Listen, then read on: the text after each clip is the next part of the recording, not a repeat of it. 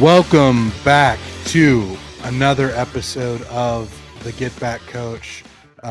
Starting this episode off a little bit differently than we normally do. Obviously, Apollo, based out of Texas. I myself am based out of Texas. Had the privilege to be in Seguin, Texas this weekend. But the reason I wanted to talk about this specifically is if you haven't already seen it, Texas, Central Texas, in particular, Kerr County was hit with some really heavy flooding, just devastating for Central Texas. And before we dive into the show, just wanted to bring that up and let folks know if you are called to help. The Kerr County Relief Fund is accepting donations. We really encourage anybody that can to try to help out and make a difference. Obviously, again, our thoughts are with the families that were affected by just the tragedy in Texas. And again, this is a place that I call home. A lot of families were devastated, and I think we all have a duty to make as much of a difference as we can in those communities that have been hit with this storm. So again, if you have the means, if you have the ability, please give to the Kerr County Flood Relief Fund, help out some of those folks who really need it. But with that being said, let's get into the show, Jake, and I'll let you lead us off. Yeah, we forgot about something last week, Jay. In the mix of conference realignment, we forgot that Northern Illinois is leaving the MAC and heading to the Mountain West, which, again, terrible for regionality. And I think you and I are on the same page of this is a terrible move for college football. But again, it's a business, and this is strictly a business decision for Northern Illinois, where I can't blame them too much, because looking at the numbers here, Jay, MAC teams were getting $833,000, okay, for athletics. They would now get $3.5 million to make that jump to the Mountain West. It sucks, but I can't blame them.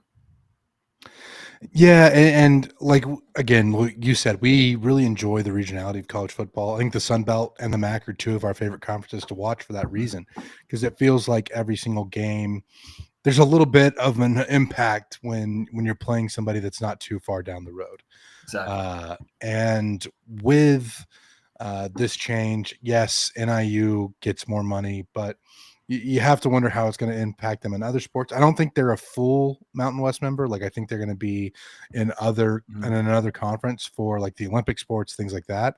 But it does hurt to see NIU go to the Mountain West from a football standpoint. And think about, like, you got the Bronze Stalk with Ball State. There's some rivalry games that are kind of going away for Northern Illinois now with this decision. And again, we always would prefer to have schools that are regionally close to each other remain linked and be in a conference together. Yeah, absolutely. Again, this is a business at the end of the day. Sadly, it can't just be about the product on the field. But yeah, it stinks for the MAC. And like you said, a lot of those rivalries in Northern Illinois are now going to go away, because I don't think the MAC will schedule games in Northern Illinois now. They're going to thumb their nose, say, "Hey, you want to leave? All right, fine. Yeah. We ain't playing. We're not going to allow you to play close to here."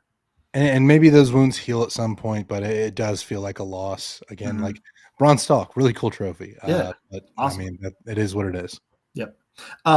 Now, to the meat and the potatoes of the episode, what we're going to be focusing on today: new coaching hires in the FBS. And Jay, we don't just talk about the power conferences either, okay? Every single new coach hire will be discussed on today's podcast. And we are going to start off with the SEC. Oh, wait a second, Jay. There are no SEC head coaching changes this year. Every single head coach in the SEC kept his job going into 2025. So to kind of replace that, Jay, who are some coaches that you believe might not make it out of the season? So who has some of the hottest seats in the SEC? Yeah, I think one of the hottest seats in the SEC for me is Oklahoma with Brent Venables. Mhm. Uh, you look at just the performance that he's had so far there, hasn't really lived up to the standards. Obviously, you come into the SEC, you want to perform a little bit better, and it just hasn't been there for OU. Uh, the other piece of it is the big news today from Oklahoma, from Norman, is Joe Castelloni, like that has been there for forever, for a long time. AD is retiring. And so you put those two together. If Brent Venables has another sub Oklahoma standard season Mhm. uh, with a new AD coming in, you have to think that AD is going to want to move quickly to kind of cement himself, because that head coaching hire for football is going to be a flagship decision for him. It's going Right. to determine whether he's successful or not as the AD in Norman. So I think Brent Venables is very high up as far as the possible hot seats in the SEC. Yeah, I mean, that's a great point. I mean, Venables, he's he's just not living up to that Oklahoma standard. And with an AD gone, because here's the thing, Jay, and I know you know this, you need to have alignment from top to bottom to have a successful football program. So if the athletic director comes in and he has a vision and Venables isn't a part of that vision, he's going to get one of his guys in there that he can work well with, because he wants to make that splash hire to right the ship of Oklahoma football. And if him and Venables aren't on the same page, along with the losing season, or not losing seasons, but average seasons Oklahoma has been putting up, it's not going to last very long. No, it won't. And the other thing to think about is Oklahoma has been part of like the Bob Stoops coaching tree for a long time. Mm-hmm. Because you got to remember Lincoln Riley's there as an offensive coordinator. Right. Brent Venables was a defensive coordinator for a long time in OU before he left for the Clemson job. Right. And I think you look at that and you consider, well, obviously there's a lot of ties to Josie, the athletic director. Whoever comes in is not going to have those Stoops ties, Right. or at least isn't likely to have as much of a tie to Bob Stoops as, Castelloni has previously. So I think all of that is just kind of a perfect storm for Brent Venables to really be on the hot seat this year. Yeah. Yep. I have two, Jay. I really think Mark Stoops, if he has another year like he did last year, is probably going to be on his way out of Kentucky. Kentucky under Mark Stoops was doing very well. Like, for Kentucky football standards, they were doing well. And last season, actually going back, they kind of plateaued at that 7 to 8 win range. And then last year they had a terrible season, and now they don't have a whole lot of guys coming back. It kind of seems like one of those lame duck years where the inevitable is going to happen. They're going to have another 6-win season, maybe at most. And Mark Stoops is probably going to be on his way out if they don't do something drastic. Yeah. And you look at what they brought in this year. Obviously, A&M fans will remember Zach Calzada from his time in College Station, then transferred to Auburn, then to Incarnate Word, now back in the SEC at Kentucky. It'll be interesting to see just kind of how he does this year. Obviously, getting back to a higher level of competition, going to be something to monitor for sure. And I don't disagree with you at all. I do think that, with Mark Stoops kind of plateauing, obviously Kentucky doesn't have as rich a history in college football as they do in basketball. But I do think there's some general discontentment there in Big Blue Nation, looking at what they have and what they would like to be, especially as the SEC just continues to get more competitive. Mm-hmm. Yeah, absolutely. And again, I want to stress too, Mark Stoops did a good job at Kentucky. Like him, if they let him go, it's not that he did a bad job. It's just that things kind of got stale, and now you're trending downward instead of trending up. So it's nature of the beast. Yeah. Yeah, not much to add on there. It's just a situation we're going to be monitoring. And Jake, you said you had two, so I'll let you get into the second one. I have one more. Billy Napier at Florida. Again, not having seasons that are up to that Florida standard. I think he needs 9 wins. I think 9 wins will keep him safe to show. Again, you talk about trajectory, Kentucky trending down. They're probably going to cut ties with Stoops, even though he did a good job in the beginning. Billy Napier did not do well in the beginning, but he gets to 9-3. Now you're showing improvement, and now they might give him some more time to work. I kind of like Florida coming into this year, not as a national title contender or a playoff team, but I do think that they're going to trend upward. But if it goes south early, we're going to be seeing new leadership in Gainesville. Yeah, and you got to remember how tough the season was for Florida last year. They had a lot of really challenging games to kick off the season. Things were not easy for Florida. And then you also look at the quarterback situation, which seems to have improved a lot with DJ Lagway really coming along towards the end of the season. And I think Florida does have a chance to kind of make sure that Napier does keep his job. Again, never easy when you're in one of these power conferences like the Big Ten or the SEC, but definitely a chance for Florida to improve on what they did last year. Yeah, absolutely. Now let's move on to the Big Ten. Okay, an actual new head coaching hire. Let's start off with Barry Odom, new head coach of the Purdue Boilermakers.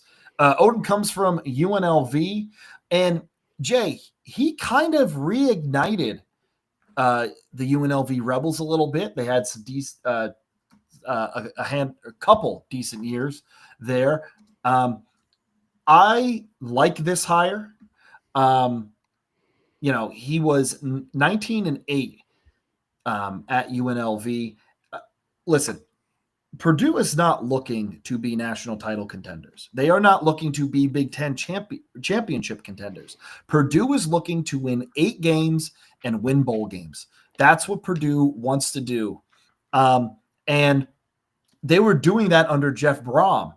And I'm not saying Barry Odom and Jeff Brom are the same person, but I think the qualities I see in Barry Odom, they had some success with Jeff Brom in the past. So I like this hire.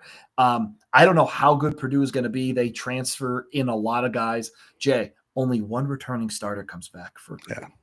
One, and it's Maccabee. But they have a lot of transfers. So again, it might be rough to start, but I like this hire. Yeah, I like this hire as well. One guy that didn't make the journey with Barry Odom to Purdue is a guy that got his own head coaching job. Bryn Marion was the offense coordinator at UNLV. Obviously, the go-go offense, a lot of fun. May talk about that a little bit later in the episode. But I do think this is a good hire. And Barry Odom, I think, he had previous Power 5 coaching experience or Power 4 coaching experience at Mizzou. I thought he did well at Arkansas when he became a defensive coordinator there. Obviously was good as a defensive coordinator in Missouri before he got the head coaching job. Right. And I think he's probably learned some stuff. And, I think going to UNLV, the situations that he was in there has only gotten better as a head coach. So I think this is a pretty solid hire for what Purdue is trying to accomplish. Yeah, absolutely. And look at that. That was the only Big Ten hire as well. A Big Ten and SEC, only one head coaching hire. A little surprising, but I think that means going in the next year, we're going to have a lot to talk about around this time. Heading into the ACC, let's start off with Wake Forest, okay? Wake Forest, they had Dave Clawson there for a while. Jake Dickert comes in. He helped out Washington State during a really rough time, got him to 3 bowl games. And Jay, here's the thing. It's going to be really tough to step into those shoes that Dave Clawson had. Not saying that Wake Forest was setting the world on fire, but there were some really competitive football teams there, and it's going to be interesting to see how Jake Digger does because he's got his hands full, at least for this first year. Yeah, kind of a out of the frying pan into the fire situation where Mhm. obviously he had a tough situation at Washington State with all the turnover within the conference there at the Pac-12, and Washington State getting left behind. Not a big budget at No. Washington State. Wake Forest, kind of similar, is not going to be quite the budget you want to compete at the highest levels of your Power Four conference. But it is going to be interesting to see how this kind of shakes out. I don't think it's a bad hire by Wake Forest. No. It just doesn't jump off the page as much to me. One thing I'm looking at, though, I am glad that perhaps we're seeing the end of the slow mesh. Jake, you know how much I hate the slow mesh. I despise it, and this is my defensive line bias coming out. But I just hate the slow mesh so much. With that being said, a lot of respect for what Dave Clawson was able to do at Wake Forest. Really had some good years put together there for the Demon Deacons. And like you said, big shoes for Dick to fill. Yeah. I will say this, though, Jay. I think that I'm not sure where their ceiling is, but I think their floor has risen. Okay. Does that make sense? This is not going to be a disaster. I think Dickert's going to put a competitive football team out there.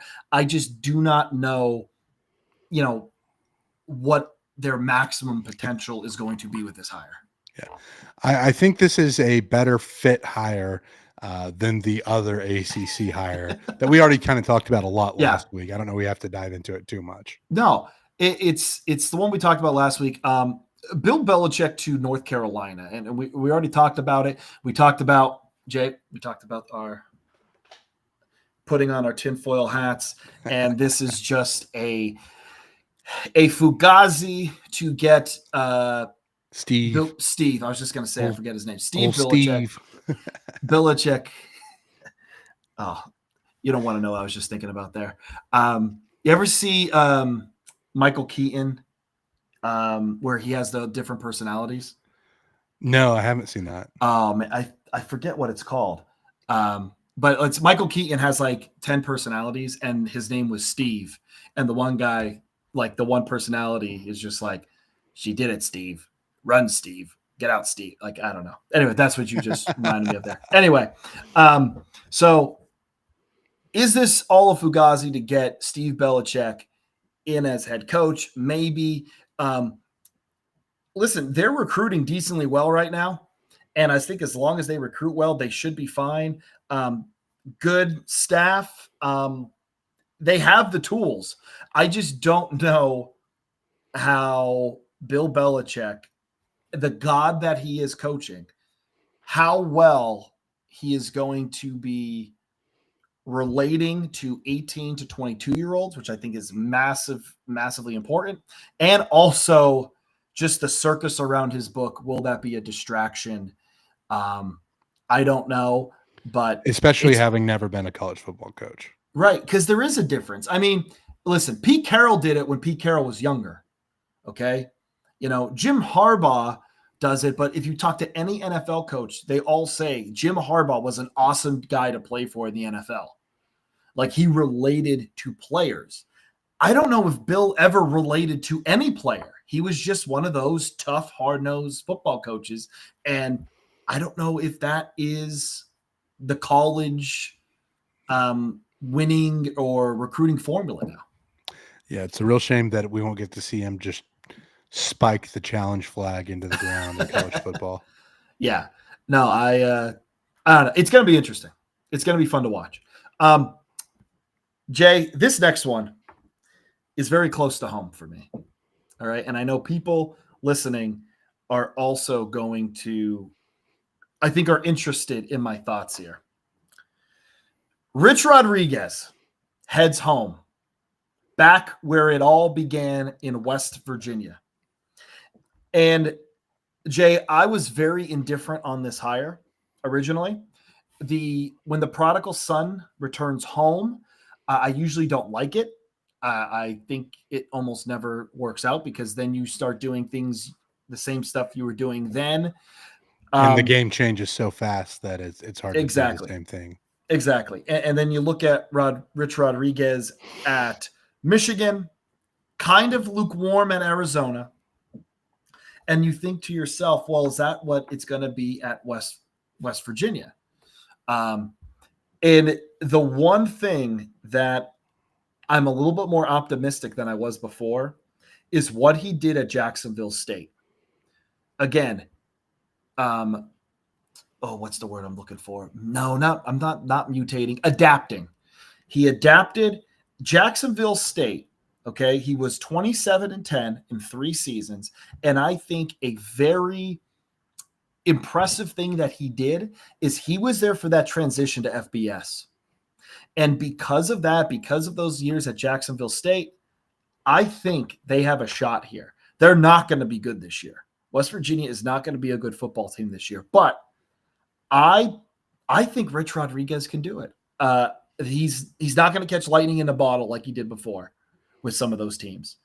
But damn, the Mountaineers, man, they need to be better. And I think Rich Rod can at least instill a hard-nosed winning culture that Mountaineer fans have been yearning for a while. Yeah, and the other piece of it is I think West Virginia fans are really excited about it. So I think they'll approach this with a little more optimism and in turn create kind of the environment we're used to seeing in Morgantown, which can help out a little bit as well when there's a little more support behind the program. I think you have a lot of former players that are very excited about Rich Rod being back in Morgantown. So that's all stuff to consider in addition to just kind of the X's and O's of everything. Like you said, I think he has changed his approach a little bit. It's still kind of, that spread running attack. Like they do want to be physical. They want to run the ball. But again, it's tough. I'm not super high on this hire, but I think there's enough excitement around the program about this hire that Rich Rod could do some good things in Morgantown. Yeah. Now let's head to the Pac. Okay. I'm not going to call it the Pac-12 because there aren't 12 teams anymore. There's only there's still 2 for now until 2026. 2026, I think we get to the eight football programs. Yes. I think it used to be called the Pac-8, right? It was the Pac-10 for a long time. Well, yes. That's what I remember Pac-10 from my youth. There may have been the Pac-8. Anyway, Jimmy Rogers goes to Wazoo, filling in for Jake Dickert. Now, Jay, you know Jimmy Rogers better than I do. I just know great head coach for the Jackrabbits, went 27-3 with a national championship. You know this hire a lot more than me, so why don't you take the lead here? Yeah, and Jimmy Rogers obviously did some great things at South Dakota State. He stepped in for a coach that had just left, a longtime coach, coming in and trying to follow in the footsteps of Stiegelmeier, who finally got his national championship there in his last year. But you look at South Dakota State, obviously the Missouri Valley Football Conference, kind of the SEC or Big Ten of the FCS ranks, if you will. And Jimmy Rogers, very successful in his 2 years in Brookings. Obviously now makes the jump up to FBS, and this is a style of hire that I think can work for sure for Wazoo, because he has a guy that is obviously going to play a physical brand of football. You look at what South Dakota State does, and it's hard nosed. I mean, it's not completely like the A-gap power like you see from North Dakota State, but it's very similar in that it's a physical brand of football. And I think, obviously having the experience at the FCS level, you're going to get more resources at Wazoo. The schedule isn't necessarily as difficult as some of the other power conferences. Again, it's hard to consider the Pac a power conference given what they've lost. But I think Wazoo has a real chance to come in and with Jimmy Rogers be really effective. I think this is going to be similar to Rich Rod, where it's kind of like you're shifting so much as far as what you want to do offensively that it's going to be tough. to be successful right away. But I do think Jimmy Rogers has a real chance to, kind of instill that winning culture and Washington State and Pullman, and make some improvements early on. It'll be interesting to see where he is in year 2, just to see kind of what happens. Yeah, I think it's a good hire, just because of what he did at South Dakota State. Again, maximizing recruiting and trying to get some of those, trying to find those diamonds in the rough to fill out your team. And he did a great job there, and I think it's a great fit. He knows that's where his footprint is, and we shall see. But good hire by Wazoo. Now, Jay, we're going into the American right now. And I want to start off. The most turnover, I think, by the way. Yes, the most turnover is in the American. And I want to start off with what I think is the absolute worst head coaching hire from this offseason. And that is Scott Frost returning to UCF. And I know why. Because, he won here before. He can, this is a good hire. We can do it again. I don't believe that.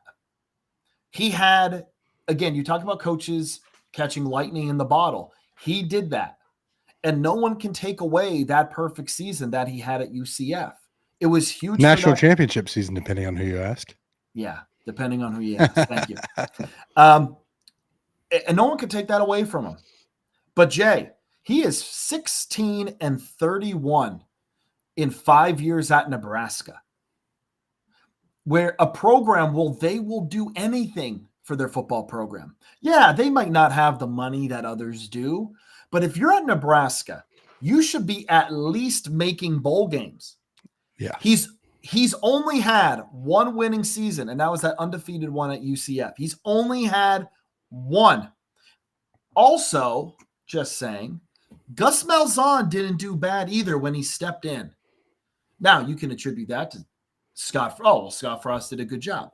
Well, or you could say the program. You got Josh Heupel in between there, too. Oh, yeah, that's right. Josh Heupel was in between there as well. Yes, which Heupel did well as well. He did very well. So my other thing here is that, and Jay, you and I are not insiders. We are not insiders. I don't claim to be an insider. But sources, yeah. My sources. But the rumblings of what I have just seen through UCF, okay, the comments I see from people who work there, okay, Gus Malzahn, one of the first things he did when he went there was he met with the marching band people. He was Gus Malzahn is kind of like a politician. Scott Frost didn't do any of that. There are rumors in Nebraska that he just kind of phoned in his last 2 years, that he was, just not there mentally, like he shut down. If that is how the end of your tenure is going to be at Nebraska, when you are trying to fight for your life for a job, and a person at a place that you played football at, and you are not just losing football games, but seeming like you're just phoning it in, and also just not treating people around you very well. Not saying he's totally ignorant, but he's just kind of very cold. I don't think that's a good recipe for success. And I think this head coaching job will be an utter disaster. And I believe he will not be there in 3 years. So there is my prediction. Scott Frost will not be the head coach at UCF in 3 years. I think this is a terrible hire, and they're trying to recapture the magic. I know they're in Orlando. They're trying to recapture the magic, but it's not going to happen. This is the worst head coaching hire. Yeah, I kind of agree with you on every point. Again, it's easy to look back on that big year with rose-tinted glasses and say, Scott Frost took us 13-0 in 2017. But I think you have to look at the full body of work. And again, like you said, one winning season in his history as a head coach, and that was that 1 year in 2017. Had a losing record at UCF beforehand in 2016, where he went 6-7. Obviously, the loss in the bowl game, weigh that how you want to get that seventh loss. But then again, Nebraska was just a disaster. And you would really think that as much excitement as there was about, Scott Frost Day in Nebraska and him coming home,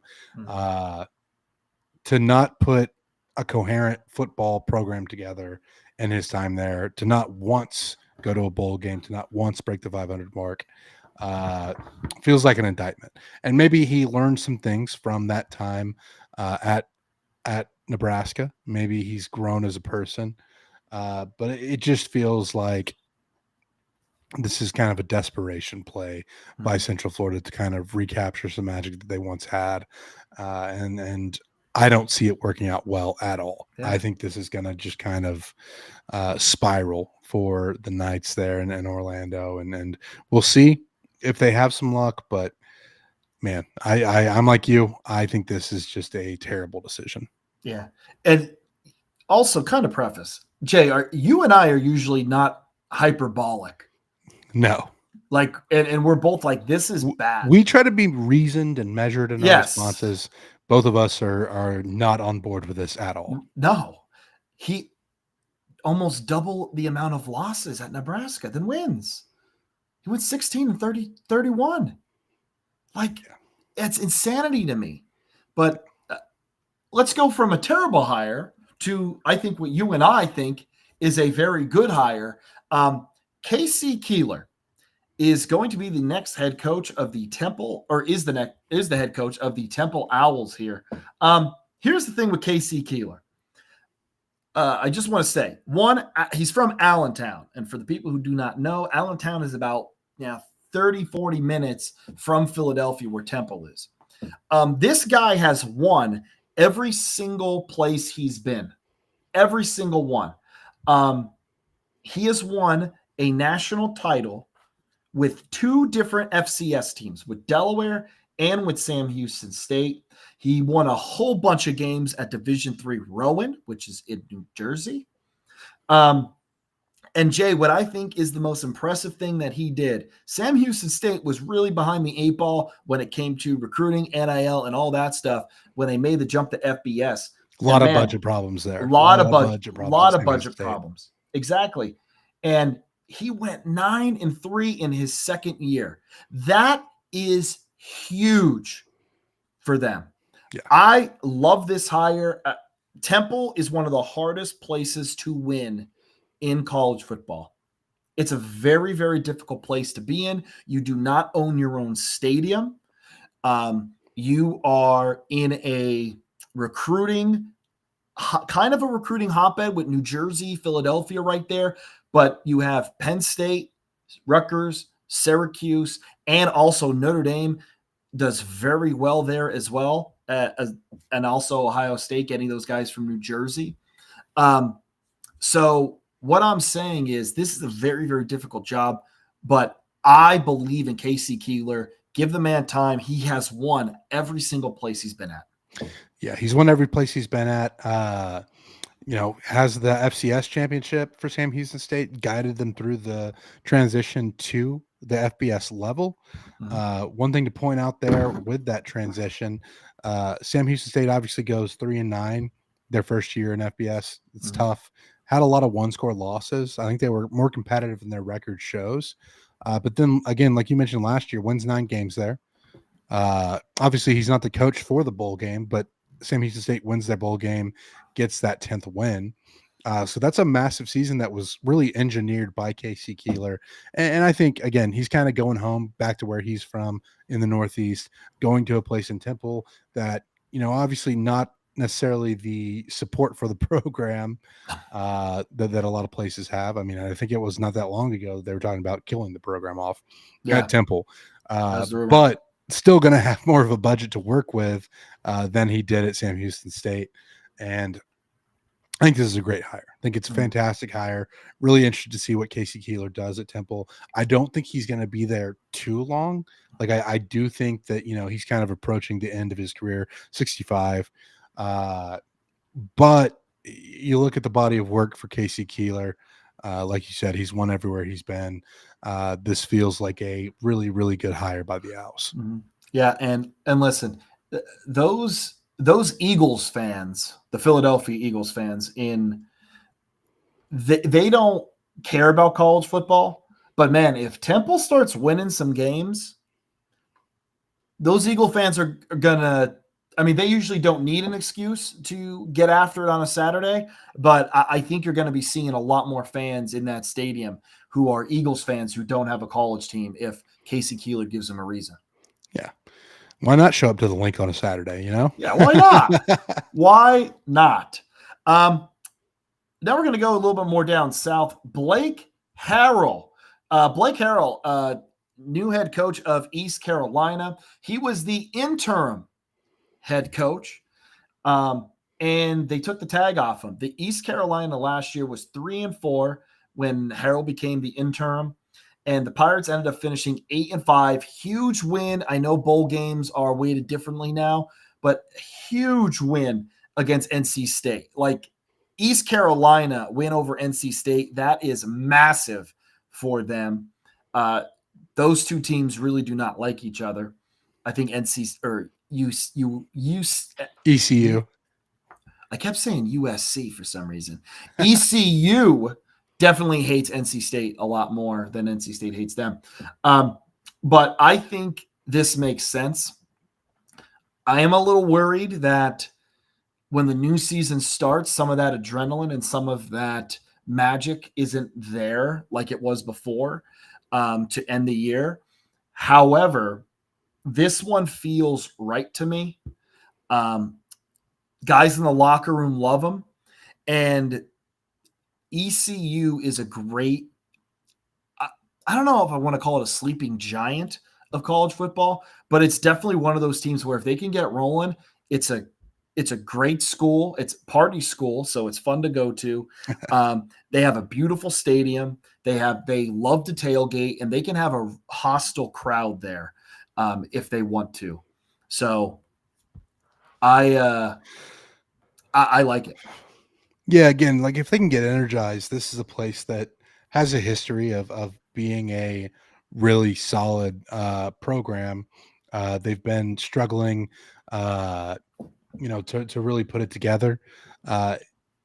But it does feel like they're just like one kind of step away from catching lightning in a bottle. I think this is a team that can absolutely take a step forward and be one of those programs from the group of five conferences that can kind of, really improve and take a step if this hire works out. And I think you look at again, you worry about losing some of the magic from what they did as far as being able to replicate the second half season success. Mhm. But I think this was the right decision. It seemed Mhm. like the guys really rallied around him. Obviously, you worry about losing some of that moving forward, but it was, in my opinion, a good hire. We did get a comment in the chat. Just want to bring attention to that real quick. Baylor Bear asked about the Big 12. We talked about Rich Rod a little bit earlier in the episode. That was the only new hire from the Big 12. Again, we have kind of reservations about somebody going back to where they captured the magic for the first part, which again, we talked about with UCF as well in the Big 12. But that was kind of our stuff there. We're into the American now. Again, the conference with the most new hires. And we're moving on to another one. Tim Albin.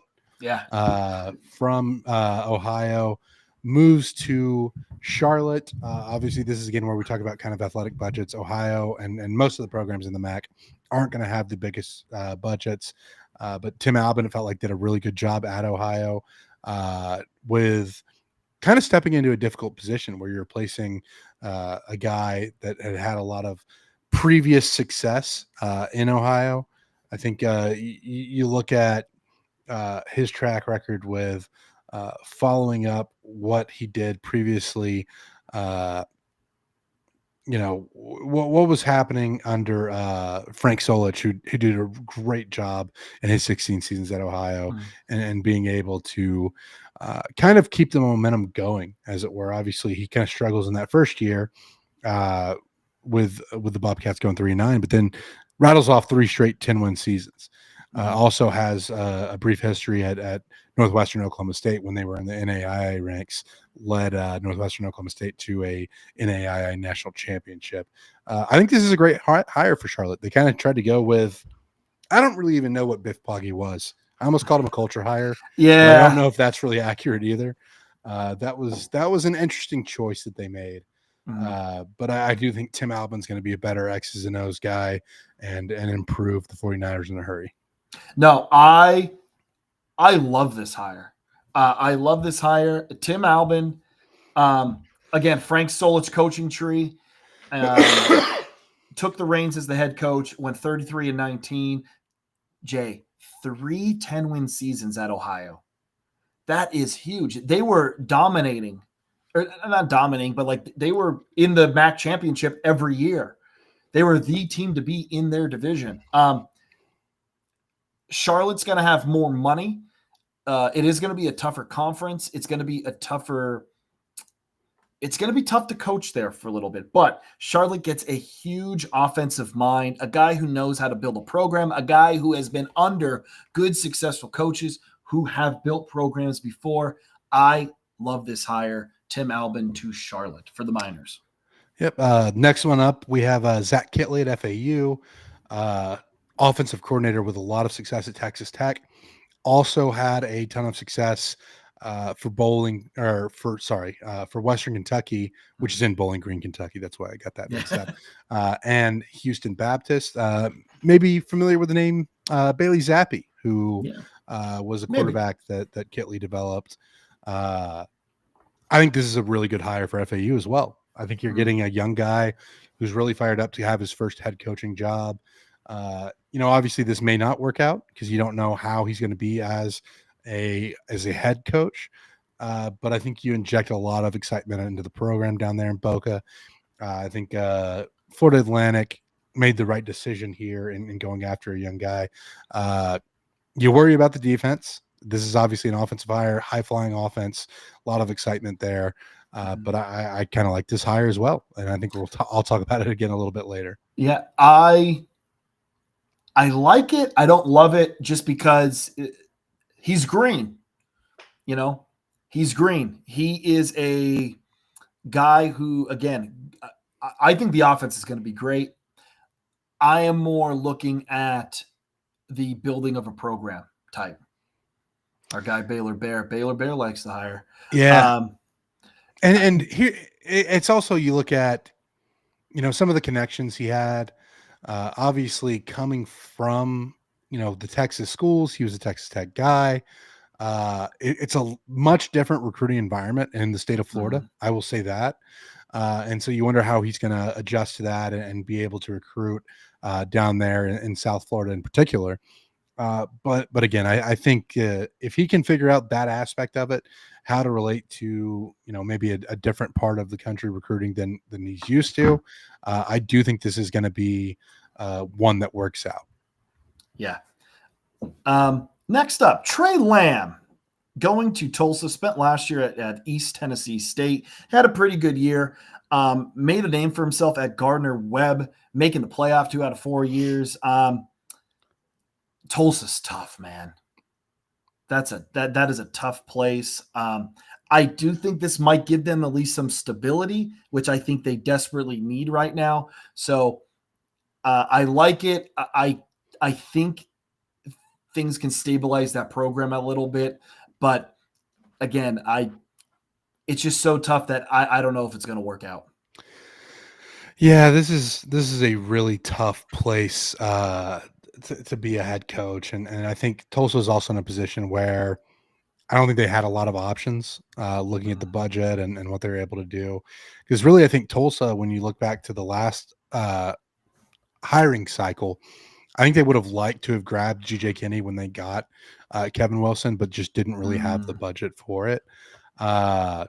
Obviously, GJ Kinney, if you're not familiar, is the head coach of Texas State, was a former quarterback at Tulsa. But you look at this, and it's just, I think it's a good hire because I do think Trey Lamb has a lot of potential. I just think it's so tough to win that I don't know if it's going to work out. I would like to see Tulsa do well. I think they're a fun program when they're humming. I don't know if this is still the case, but I know for a long time they were the smallest school in the FBS by enrollment, and that obviously that's makes it hard to compete too, right? That comes with its own set of challenges, but this is going to be one that I keep an eye on because again, he did have the success at Gardner Webb, kind of turned that program around. And then was solid last year at East Tennessee State, even though they didn't make the FCS playoffs. I think that was one of those it kind of felt like a snub, right? Like East Tennessee State had a really solid year. They had a 3-point loss to the eventual national champion, North Dakota State. And then they lose a couple games by one score to teams like Mercer, Furman, Chattanooga, that were all really solid FCS programs. Right. Next up, Rice hires Scott Abell. Jay, I don't know a whole lot about this guy. This is the one where I don't know a whole lot about him. I just know Division III guy, and then went up to Davidson. 4 playoff appearances at Davidson, 47-28. Again, I'm not very keen on Davidson football. I believe they're still a basketball school, last time I checked. What is your read on Rice's new hire? Yeah, so this is a really good fit, in my opinion, for a few reasons. And this is a hire that I'm actually really excited about. May not work out long term, but I think this is a great hire for Rice because you look at where he's had success, right? At Washington and Lee, obviously D3. It's a different level of football, but that's a small private school with rigorous academic standards. Davidson, another private school with academic standards. So now you end up at Rice, and that makes a lot of sense. One of the reasons that I think I'm excited about this is Scott Abell runs a spread option offense, a spread triple, really. And I think with Rice and the academic standards that you have there, I don't think it's too dissimilar from like one of the, service academies. With as far as, there's some struggles. You have to have a unique guy going to Rice. So I think having that offense, knowing that this is a guy who has familiarity with kind of the private school, smaller enrollment, smaller admission, smaller budget style of play, I think this is a perfect fit.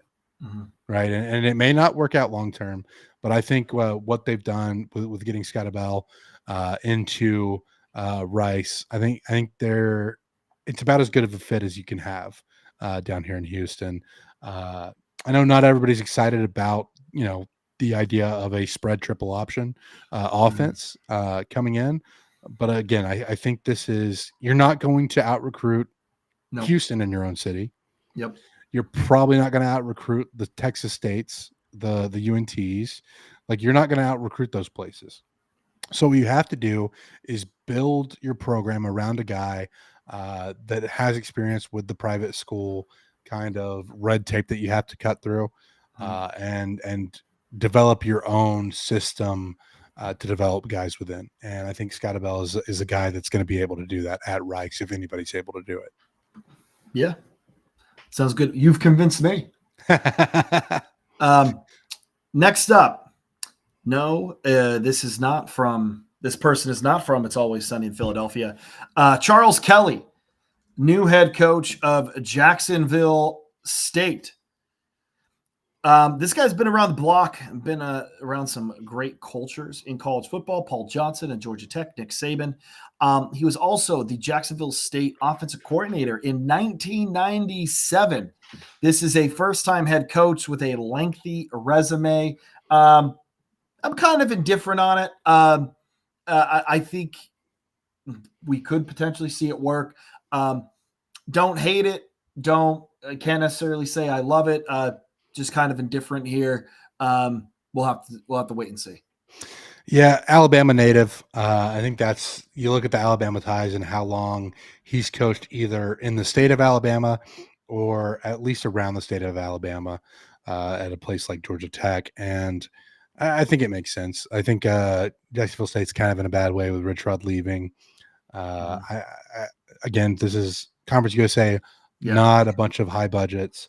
So I think this is a hire that makes sense if it's not necessarily that exciting. Kind of a wait and see approach on this one. I see what they're trying to do. I don't know if it's going to work out, but I at least see the vision here. Yes. And I think at least if there's a vision, there's at least you have something. Exactly. It's not like hiring Trent Dilfer at UAB, right? Yeah. God. We're not talking about that, though. We're not talking about that today. That's a story for another day. Next up, Kennesaw State, a new addition, a recently new addition to the FBS. Jerry Mack, first-time head coach, was a running back coach in the NFL. Here's what worries me, Jay. This guy was offensive coordinator at Rice when Rice was not doing well on the offensive side of the ball. Not saying that that's going to be a direct correlation. Here's the good news, though. Jerry Mack was the head coach when he was at North Carolina Central. They were 31-15. So that's at least something. Again, it was not the head coach there. It was offensive coordinator there. I don't know. Don't know. Yeah, we'll see. And he's replacing a guy in Brian Bohannon, who was essentially Kennesaw State football, right? Brian Bohannon. Yes, that's right. Was the head coach whenever Kennesaw State resurrected the program or had the program for the first time.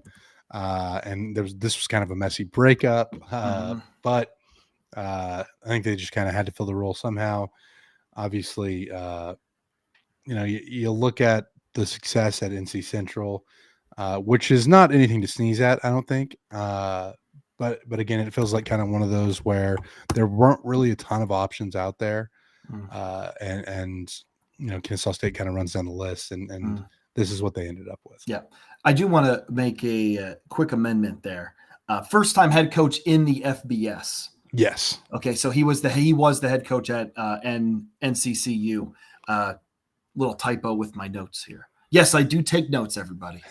Just letting you all know. I do take notes. I'm excited about this next guy, Jay. Willie Simmons, new head coach of FIU. I like this hire. This guy was at Prairie View A&M, Florida A&M. He is 66-24 as a head coach. Now, I know it's a step up to the FBS level, and it's not going to be easy. FIU, tough place to coach, tough place to recruit, even though you're in that recruiting hotbed of Florida, but you just have so many other programs around you. So it's pretty difficult if you're kind of the smaller fish in that pond. And I think Willie Simmons can get FIU to bowl games. I truly do. Again, I understand Prairie View A&M and Florida A&M are not the same as FBS. However, he's at least had winning cultures when he's at other places. So I like this hire. I think it fits culturally. I like this for FIU. Yeah, and Willie Simmons' run at Florida A&M really maybe doesn't get as much run as it should. I think Florida A&M is a very tough place to be successful. I think some of the stories you read about some of the things that have happened at Florida A&M, right, kind of just add to the level of success. That 12-1 season in 2023, where Florida A&M's only loss was to South Florida in a 2-score game, right, like an FBS program. Spent the last year as the running back coach at Duke. So I think you look at this hire. I think this is a good hire. I think FIU is, again, one of those programs that is a little bit limited by the resources there. I think there's 2 other programs in the Miami area that are going to be better at recruiting, in FAU and obviously in University of Miami. but this feels like a good hire. I'm interested to see what he does. I feel like he'll relate to the guys in South Florida pretty well. I think this is, one of the hires that maybe isn't talked about enough. I think this I is think so. the potential to be really, really good for FIU. Yeah, and I don't think this is that hire is getting enough love. So definitely like the Willie Simmons hire there. Jay, this one kind of close to home here for you. Sam Houston State hires Phil Longo. Again, we talked about Casey Keeler leaving Sam Houston, helping them with that transition. Phil Longo, longtime offensive coordinator, had a few stops. Was not that great at Wisconsin. Has been decently good at other places as an offensive coordinator. Also, for our Pennsylvania listeners, because I know we have a big following in Pennsylvania. East Stroudsburg alumni. So if you're an East Stroudsburg or a PSAC alum, there's a guy to root for. However, I don't think this is going to go well. Casey Keeler, I think, was holding Sam Houston together. You said this, Jay. Does not have the budget the other programs do. And I don't necessarily think it's going to be all Phil Longo's fault. I just think he's going into a bad situation at this current time. Yeah, a lot of budget problems at Sam Houston State. They'll be playing their home games in the city of Houston this year at Shell Energy Stadium, where the Houston Dash and Dynamo play due to renovations at Bauer Stadium in Huntsville. And those renovations are occupying a lot of budget that might be used elsewhere. Right. So this is going to be a very, very, very tough turnaround. They lose a ton in the portal. Defensive coordinator Skylar Cassidy departs for North Texas, and a lot of their production on the defensive side of the ball is going with Cassidy to North Texas. So this is going to be a tough job for Longo. And I'm just not that high on the hire as well. Mm-hmm. You look at what Phil Longo has done in his very brief head coaching experience in college when he was at LaSalle, 7-14 there. Mm-hmm. And, obviously he's had 20 years to kind of pick up more. He's learned from some great coaches like Mac Brown, obviously with Fickell for the past couple of years in Wisconsin, but the offenses didn't look great there. No. So I don't think this hire is going to work out well at all. I'm very, very much out on this hire, and maybe it's not 100% fair to Phil Longo, because I also think that you look at the situation in Sam Houston State, and I don't know that anybody would be successul here. It's tough. It's going to be super tough, but just not necessarily a fan of this hire. No. Let's move on to the MAC. Okay, Maction, baby. And we're going to start with a bang here, Jay. Eddie George, new head coach. Yes, that Eddie George, everybody listening, was spending some time at Tennessee State. Listen, here's the thing with Eddie George. Eddie George going back to Ohio. Again, Ohio State legend. I think Eddie George can recruit, Jay. I think he can recruit. And I think this is a splash hire for Bowling Green. And here's the deal with Bowling Green. You don't have to be ranked every year. Go to bowl games, compete for the MAC championship every once in a while. I am leaning more towards that. I like this hire just because it's going to bring a little bit more publicity to Bowling Green, get more eyeballs on Bowling Green, and then hopefully they can take care of that in recruiting. I like it. Yeah, I think this is a good hire overall. Eddie George, took over a Tennessee State program that wasn't in great shape following the departure of Rod Reed, and he does get them to the FCS playoff last year in his final season at Tennessee State, 9-4 record, 6-2 in conference. I think this is a good hire, and I think it makes a ton of sense for Eddie George to fit in here. Obviously, going back to Ohio, like you mentioned, as an Ohio State legend. And there is something to be said for having a former NFL great as your head coach. So overall, I think this is a decent hire. again, you never know with making the jump from FCS to FBS how it's going to go. Even though I think we've talked about a bunch of FCS coaches that we're high on. But I do think this is a great hire for Bowling Green. Yeah. Moving to Ohio. Again, we talked about Tim Albin leaving Ohio. They go in-house with Brian Smith. Seems to be very well liked by the locker room. Again, but so are the majority of interim head coaches. That's because I don't think that's why most of the time, or at least more than half the time, they don't work out, because they recruit again and you can't capture that same adrenaline magic that you did before. But this guy was associate head coach at Wazoo and Hawaii. So he's been kind of second in command for a while. Offensive minded guy, could work. Don't love it, but can't say I hate it with where Ohio is right now. Again, need some stability in that program right now. And I think they're trying to bridge a gap with Brian Smith. Yeah. Don't really have a lot to add to what you say, Jake. I think you pretty much nailed it. It's going to be a wait and see approach for me. I think a lot of times now you're just trying to, especially with the MAC, trying to look to keep the roster together as much as possible, keep you guys from transferring out. So makes sense to hire from within. We'll see how it turns out for Ohio. Yep. Next up, Central Michigan. Matt Drinkle is coming in from Army, Jay.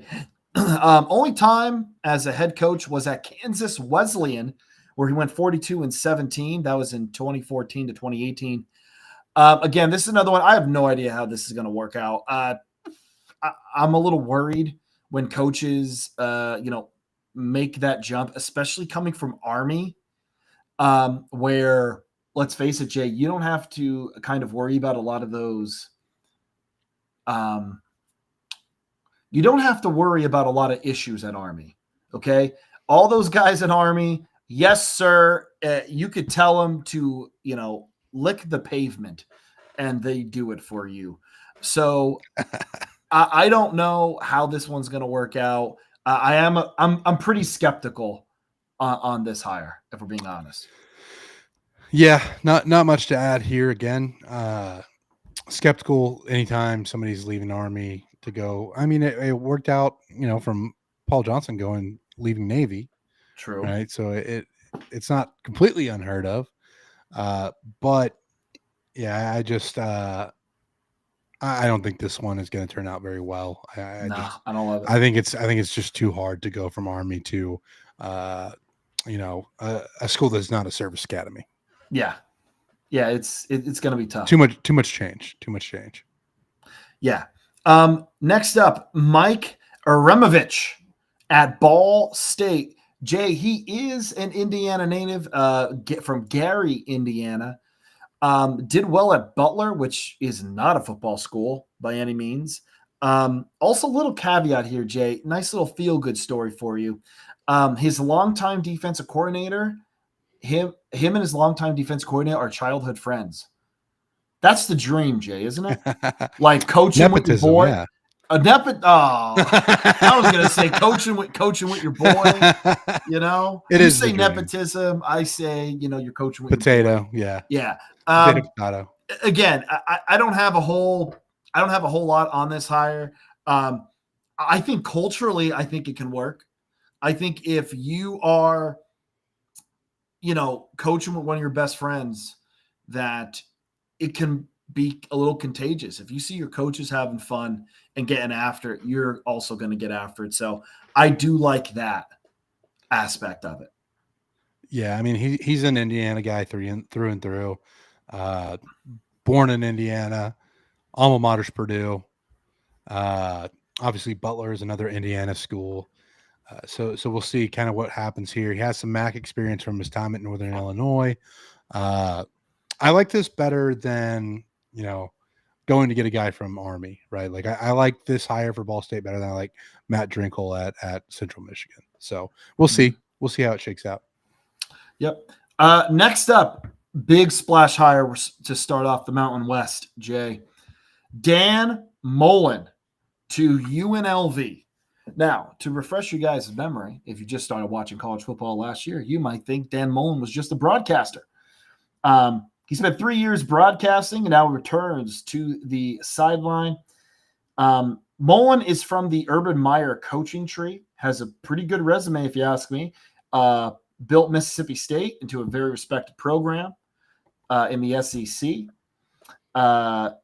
And even though his tenure at Florida didn't end very well, the Gators still went 34-15. Under Mullen, they had 2 top 10 finishes and had an Orange and Peach Bowl wins, finished in the top 15 3 out of his 4 years. Again, he just had that disastrous 2020. 2020 was bad, and I think the year after wasn't that great either. 2021 was the really bad year. I think 2020, if I'm not mistaken, that was the shoe. That was the shoe. Yeah, that was the shoe game. Who throws a shoe? Yeah, because even in 2020, they were in the SEC championship, right? Yeah, so it wasn't terrible. So I guess 2021 was the bad year. Yeah, 2021 was the bad year. He was also doing weird stuff. He was doing weird stuff. Not recruiting well. No. Which at Florida is kind of unacceptable.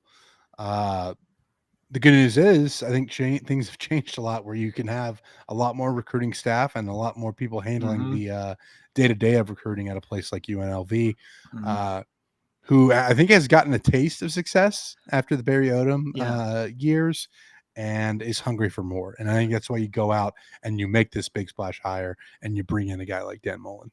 Yeah. And, and I just want to make this clear for people who've been listening to us for – wow. Again, it's been 5 years, Jay. They might think, Jay and Jake, a little hypocritical. You guys thought Dan Mullen should have been fired at Florida. Yeah, because things were getting strange. He wasn't handling press conferences well. The team looked, totally disinterested is a very good word. And you knew he wasn't recruiting well. So if you know he wasn't recruiting well, you know what the result is probably going to be the year following and the year after that. If he's not getting along with people, again, you need to have alignment from the top down. So I think this is a great new beginning for Dan Mullen. I like the hire. Like you said, Jay, they're going to have a lot more staff. So Dan Mullen doesn't have to worry about that stuff during the season. Because he is a good X's and O's guy, in my opinion. He's great. Yes. So I like it, and I think it's a good transition from Barry Odom now to Dan Mullen. I think it's a good transition. I think he can keep the momentum going there. Yeah. Moving on to the next Mountain West hire, one that I'm extremely high on because I think we saw, even though New Mexico didn't have a fantastic year, they had a fantastic year by New Mexico standards, given what that program has been through. As far as just not having any measure of success. Bronco Mendenhall coming home to Utah. Obviously a rich history at BYU when he was the coach there, and now he's in Utah State. This feels like such a natural hire. Selfishly, I wanted Mendenhall to stay at New Mexico a little bit longer just to see what could happen. But this makes a ton of sense for a Utah State program that's kind of been struggling to find its identity again after a few good years. I think this is maybe one of my favorite hires of the offseason. We'll kind of dive into that with the list. Yeah. I think it's an almost perfect hire. He knows the blueprint, or he knows the footprint of Utah. He's coached there before. Went 99-43 at BYU. Okay, yeah, Virginia didn't work out very well. Very extremely average at best. But Bronco Mendenhall knows the state of Utah. He knows those people up there. I absolutely love this hire, and I think it. Listen, New Mexico was a doormat in the Mountain West, and he made them respectable. I'm very excited to see what Utah State's going to do. Very excited. Yeah, I think this is going to be one of the better teams in the Mountain West this year, and then in the Pac-12 or Pac insert number here moving forward. Moving on to Fresno State. Obviously, strange situation in Fresno. Jeff Tedford started the season, but never actually coached a game in 2024. Due to health issues, stepping down. You had Tim Skipper, who was the interim coach, and now Matt Entz is the hire at Fresno State. Matt Entz was at North Dakota State for a long time as the head coach. Had a lot of success there, won 2 national championships, spent last year as the running backs coach at USC, and is now back as a head coach at Fresno State. This feels like a really good hire. This one feels like a really good hire as well. Anybody that has had as much success as he has had, and obviously you look at what he did at North Dakota State, where it's NCAA Division I FCS championship, lost in the quarterfinal, FCS championship, lost in the championship, lost in the semi. Like, that is a tradition of winning, and it'll make a lot of sense for Matt Entz to be the head coach at Fresno State, where they kind of have to look to bounce back from a tough year. Yeah, and I'm comparing this kind of to the Jimmy Rogers hire, just because South Dakota State, North Dakota State have been dominating FCS. Here's the thing. Matt Entz was there a lot longer than Jimmy Rogers was at South Dakota State. Like, Matt Entz, he was 60-11 at North Dakota State, just put out there a dominating football team, every season. They were always in it. I think this is a huge move for Fresno State, who has been a kind of a giant killer, or is kind of known to be a giant killer, but has kind of cooled off a little bit. But no, I really like this hire for Matt Entz and for the Valley. Yep. And then our final Mountain West hire, Jason Eck, the former Idaho coach, heads to New Mexico. I think he had a lot of success at Idaho. Former offensive lineman from Wisconsin. I believe he played under Barry Alvarez there. Yes, he did. So going to have, I think most guys that either played under or coached under Barry Alvarez have a certain kind of identity of what they want to do. Football, think about Brett Bielema. It's going to be a physical team, or that's what he's going to try to instill at New Mexico. Again, very, very tough place to coach. I think this is a good hire for New Mexico. I just don't know how much you can eke out of that program. Culturally, I love it. They're going to die they'll die, or his locker room would die for him. Like, he is animated. His players love him. Fun. Just looks like his players were having a lot of fun at Idaho. It's just going to be tough, man. New Mexico is such a tough place to coach in. Again, they do not have that history at all. But with some teams leaving the Mountain West soon, maybe that might be their chance to make a little run. Yeah, we will certainly see. Moving on to the Sun Belt, Dowell Logans. I don't know if I'm saying that name right. It might be Logans, but Logans. Yeah, Dowell Logans, the new head coach at Appalachian State, who uncharacteristically has struggled. Maybe we're just so used to seeing App State as one of the better programs in the Sun Belt that it was kind of weird to see them struggle. But now Logans steps in as the head coach at Appalachian State. Spent the early part of his coaching career in the NFL, kind of bounced around with the Titans, Browns, Bears. For the last 2 years, he's been the offensive coordinator at South Carolina, which, to be fair, feels like that South Carolina offense has improved. Or at least they improved in 2024. 2023 was a little bit tough, but yeah, this is, you're kind of getting a guy who has been in the region for a little bit. Don't know how much we'll see out of this hire at App State. I mean, this is, again, just kind of feels like like there's nothing that really jumps out and says this hire makes sense, but there's also nothing that says, oh, this is a bad hire. I think I'm going to take the wait and see approach on this one as well. Yeah. I don't like it. I'm leaning towards don't like. Offensive minded guy, which I think is important, was under Mike Munchak and Adam Gase in the NFL. Here's the problem. He didn't seem like he was a good offensive coordinator in the NFL. Wasn't a great offensive coordinator in the NFL. Hasn't been a head coach before.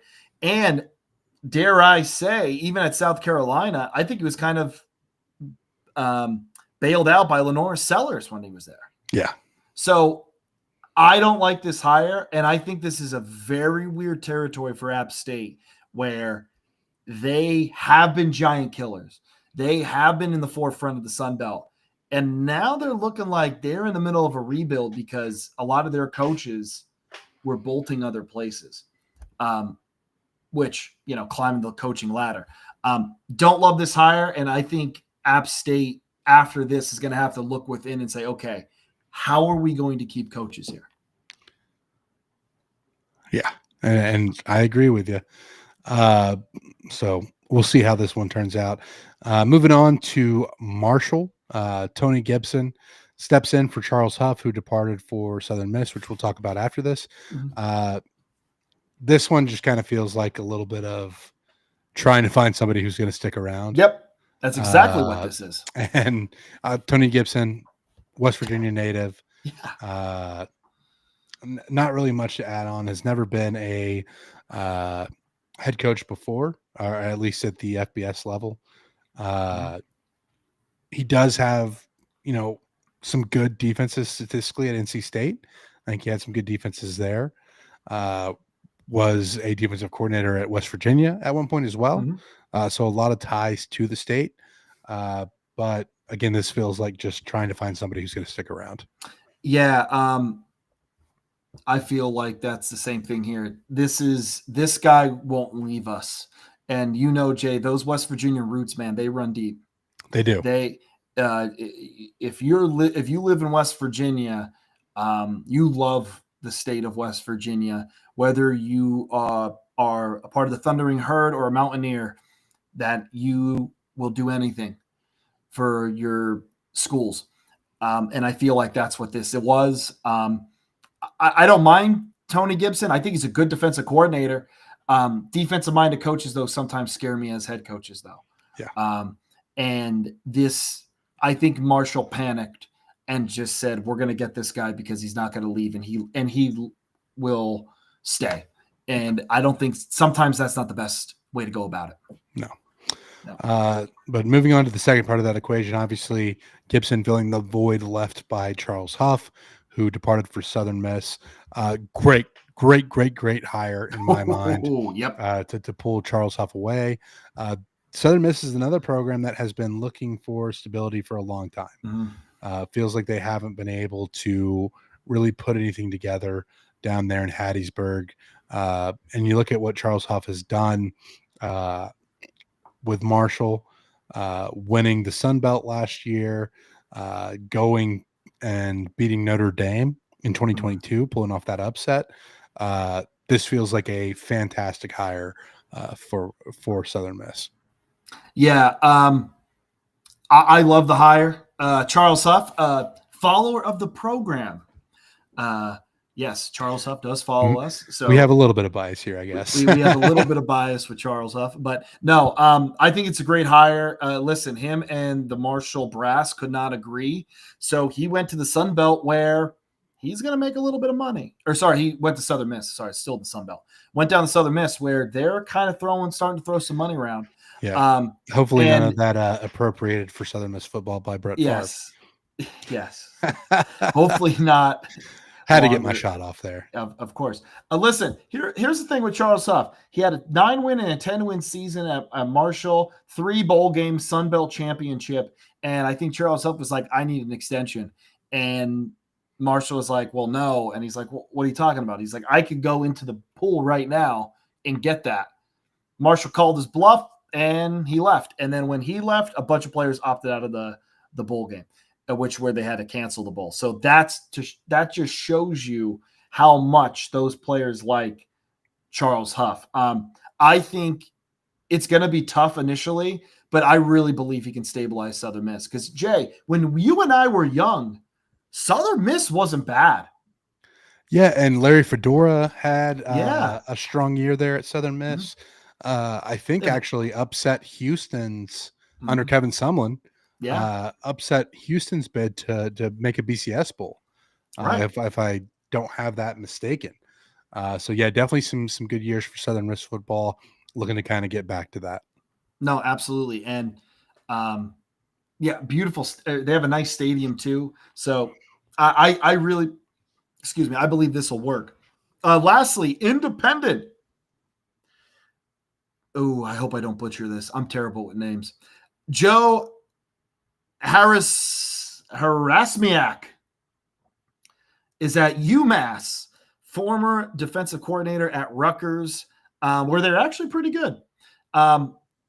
Was also the head coach of Maine. So again, that footprint a little bit. Led the Black Bears to a semifinal in his third year. I'm surprised UMass went with another defensive coach after Don Brown did so poorly. Yeah. I am and I'm not. I think obviously you look at this. Joe, and I'm not going to try to pronounce his last name. I'm just going to go with Coach Joe. Is a little bit younger than Don Brown. Okay. So I definitely get like getting scared off of the defensive head coach. But I think it makes sense to have Joe in here. You look at what UMass has coming up to. Obviously, it's their first year in the MAC. Going to be making that adjustment. I don't think it's a bad hire. Again, he took Maine to the FCS semis in 2018 when he was the head coach there. Had some really good defenses at Rutgers. Was also a DC or co-DC at Minnesota for a time. So I think you know what to expect here. I also think you look at it and like with UMass, this is a program where you're just going to have to keep people in games, right? Like you're going to have to stick around. UMass is never going to be like that power program. But having a guy who's been in the Northeast, who kind of knows the area, has had success coaching at another place in Maine, and then obviously has the defensive credentials. I think it's a solid hire, not a great hire, but a solid hire. Yeah, I'm lukewarm. I'm not saying it's bad, not necessarily saying it's good. So there you go. And again, us at the Get It Back Coach, we cover all FBS and also FCS football. Obviously, focus a little bit more FBS, FCS. That's where Jay comes in, helps me out there. We cover every single new head coaching hire. Now, Jay, it is time to give our top 5 top head coaching hires. Now, I did write a blog about this, and you know what, Jay? I'm switching the order. Switching the order here. I'm going to start with my number 5. I like Dan Mullen at UNLV. I think he is the right coach to kind of catch the momentum, and he's going to have a lot more help with his staff for the recruiting side of things, which is why he was kind of pushed out at Florida. Hopefully he stops doing weird stuff like dressing up as Darth Vader and things. Well, I thought Darth Vader was Drinkwitz. No, I think Mullen. I think Mullen dressed up like and then Drinkwitz made fun of it, and then Drinkwitz made fun of him with the lightsaber. He did the breathing. Yeah, so I got Dan Mullen at 5. Yeah, I got Scott Abell at 5 at Rice. I think just from a standpoint of perfect fit and recognizing your limitations, I don't think Rice could have done a better job. Will it work out? I don't know, but I think this was a perfect fit, perfect hire situation for Rice. And that's kind of what I'm looking at it here. I'm not looking at it with who has the best chances of working out, because I think sometimes the program isn't that stable. I just think did they get the best guy type of stuff. And number 4, this one might be controversial. I am going with Rich Rodriguez to WVU. I know I was lukewarm on this before, but man, there is a buzz in West Virginia that I haven't seen in a while, probably since the last Holgorsen year. They're not going to be good out of the gate. So don't be clipping this and being like, hey, Myers, like West Virginia's 3-9. You said this is a good hire. It could still be a very good hire. I believe, and just because of what Rich Rod did with Jacksonville State, I think Rich Rod can do it again. Maybe not on that rocket ship, but I think they can get the program rolling again. Yeah. So number 4 for me, I have Charles Huff, Southern Miss. We've talked about it. I think it was a no-brainer hire that if Southern Miss was able to pull this off, they needed to get him. And I think he steps in and makes Southern Miss competitive in the Sun Belt right away. Charles Huff should have been my 5th. I should have kicked Dan Mullen out. But all right, I got to live with it now. Okay, number 3, Casey Keeler. I love this hire. I know Temple is very difficult to win at, so I don't necessarily know if this is going to flourish or if this is going to be a take that will make me look great. But man, I love this Casey Keeler hire. The man has won every single place he's been in. I know he's old. Temple needs something. I love the Casey Keeler hire and at Temple. Yeah. So number 3, I'm going with a guy that we haven't talked about on this list. And that's because he's in the FCS ranks. I'm going with Brennan Marion at Sacramento State. I think this was a fantastic hire by a program that's looking to make the jump up to FBS if possible. You look at what Brennan Marion's offense is. It's unique. It's exciting. Guys want to play in it. You also look at the fact that Brennan Marion's recruiting pretty dang well in the FCS ranks too. He is. They are on a recruiting tear right now. Sac State is. Which is wild to think about with Sacramento State. And, even though we didn't talk about the FCS coaching hires in this go around, I think it's probably one of the best hires of the offseason with Sacramento State pulling Brennan Marion away from the FBS ranks to be their head coach. Without a doubt. How long is he there? I don't know, because I think he's going to come in, win right away, and work his way up. But this was a great hire by Sacramento State. Yeah, absolutely. Absolutely love it. Number 2 for me, Bronco Mendenhall. I love the Bronco Mendenhall hire. I think it is, the guy knows the area. He's won there before at BYU. I think it's a fantastic hire. I absolutely love it, and I know you do too. Yeah. I'm going to save that thought. But Jimmy Rogers, number 2, the South Dakota State former head coach.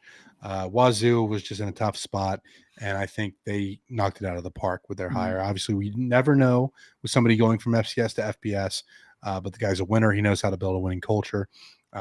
He knows how to install a physical presence in a team, and I think he's going to do really well at Wazoo, especially, working under the budget constraints that they have compared to other programs they'll be playing against.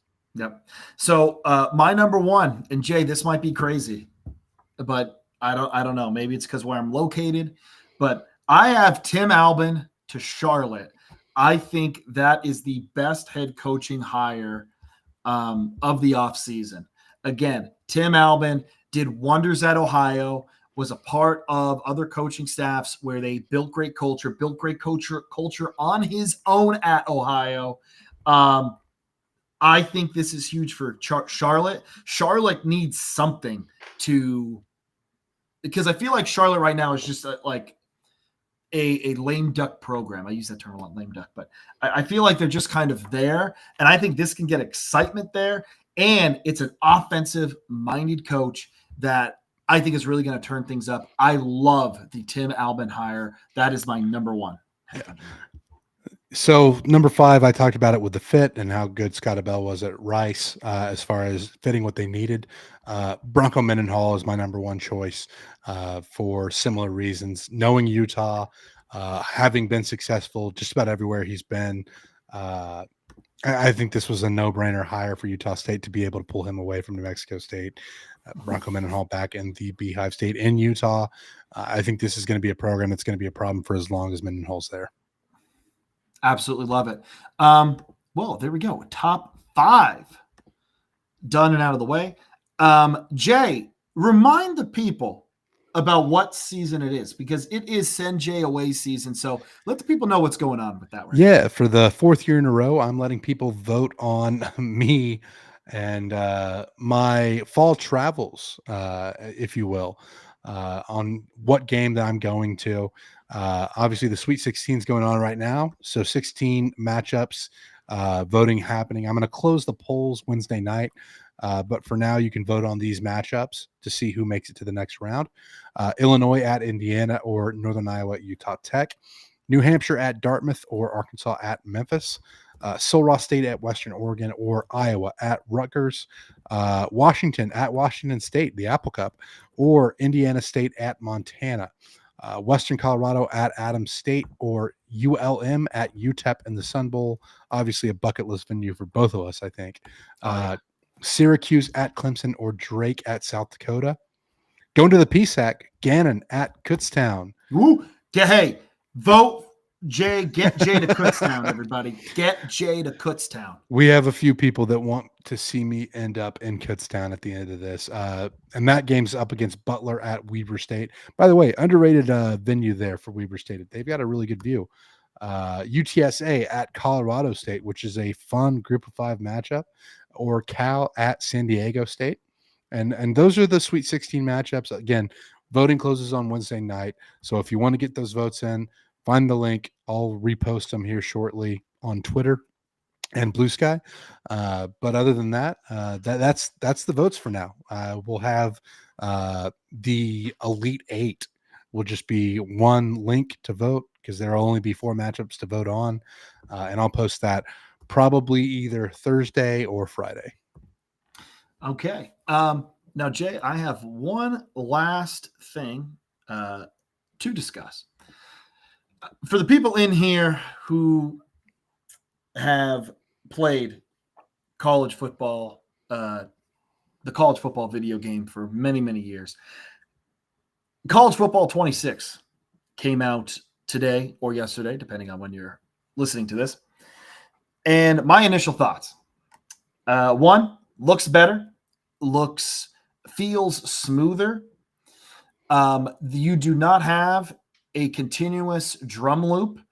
You have all the fight songs play randomly, mixed in with like other popular songs too by marching bands. So Shabuzi Tipsy is one of them.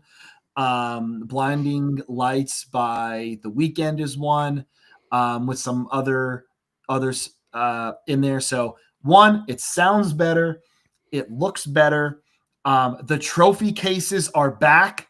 You can get to actually see what trophies you have won. I'm hoping that they duplicate so you can have like 4 Big Ten championships or 3 Lombardi withers, stuff like that. You can actually see who won them. The rivalry trophies in the trophy cases as well. Haven't done anything with Road to Glory. Started my dynasty. A lot more head coaching options, at least with equipment and with how your coach looks. If you want to wear jean shorts as a head coach, then you can do that in the game. Delaware and Southeast Missouri State are in the game too. By the way, I started as the D coordinator at Delaware. Is it Southeast Missouri State or is it Missouri State? It's Missouri State, right? It's Missouri State. Sorry, my fault. Yes, it's Missouri State. Simu's not there yet. The only thing I'm having an issue with, and I hope they fix it, there is a bug. Sometimes your quarterback will not snap the ball, which is a problem. I had like four delay of game penalties the first time I played. Well, it happens. It'll happen. But I'm very in real life. Sometimes that happens in real life. Yeah. So initial thoughts. I love it. And as soon as this is edited and uploaded, I will be playing that until my eyes bleed. There you go. Jay, anything else for the people? Yeah, I mean, I plan to get the game myself at some point. Maybe we can run it back. I never really figured out how to get good at the game. But no, I mean, it's super excited about that. Obviously, having the fight songs in the game makes a world of difference. Really kind of brings back that nostalgic flair. But now I think it's time to land the plane, Jake. So once again, thank you to all the listeners. We appreciate everything you do to help us grow. If you're watching us on YouTube, make sure to like. Really glad to be part of the Apollo Network. I mean, it's great. Just to see all the work everybody else does, Kenny and Justin and those guys with the wrestling stuff. You know, I have my NASCAR content on over here. All of the stuff they do with the Astros. If you're in Houston, obviously, if you're not in Houston, maybe you don't like it as much. But we don't have to talk about that. find us on Apple Podcasts or Spotify, wherever you listen, and give us those 5-star reviews to help us grow. Spread the word. If you're a sponsor looking to possibly get on board, obviously reach out to us. We're happy to talk business, as it were. And Jake, it's just great to be doing this again. We know college football is almost here. I do want to close out with just a reminder: if you're able to help out the Central Texas community with the Kerr County Flood Relief Fund, be sure to do that. Once again, we appreciate all